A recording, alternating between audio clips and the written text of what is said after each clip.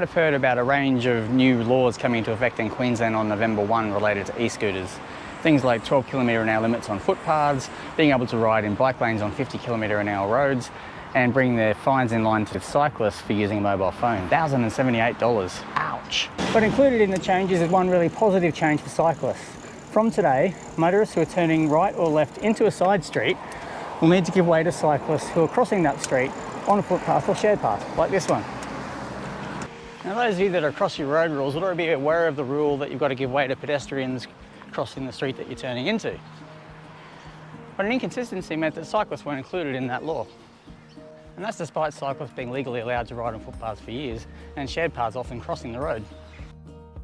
The inconsistency came about through iterative changes. While cyclists have been allowed to ride on footpaths in Queensland for decades, prior to the inquiry in 2013, they were required to dismount and walk across the road.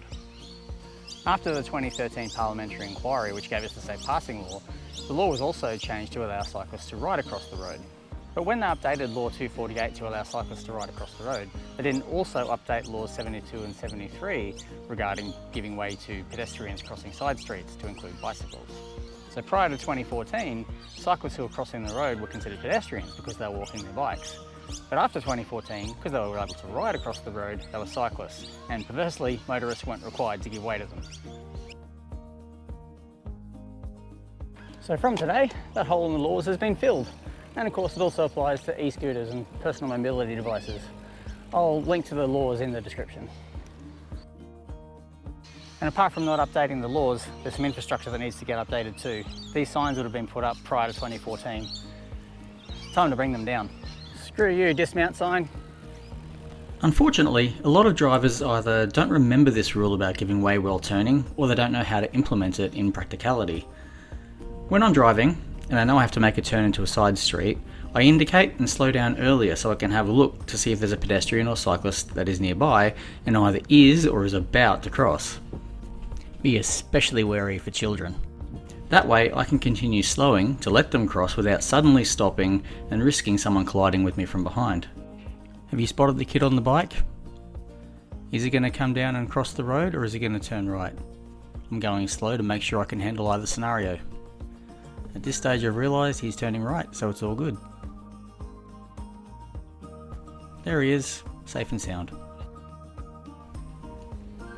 Pedestrians are often wary in this scenario and will stop at the edge of the road to let you turn instead. In that situation, it is safer to proceed to make your turn rather than stop and wait. But hopefully by slowing down, you have shown them that you saw them and you are prepared to give them priority that the law offers them. Obviously it doesn't mean that from today you can magically cross the road without a care in the world. You still need to keep an eye on what drivers are doing and be prepared to stop if you have to. But share this video with your friends and family. Have a discussion with them about how they approach turning into side streets. Make sure they're paying a bit more attention, slow down, and be prepared to give way to people who are trying to cross.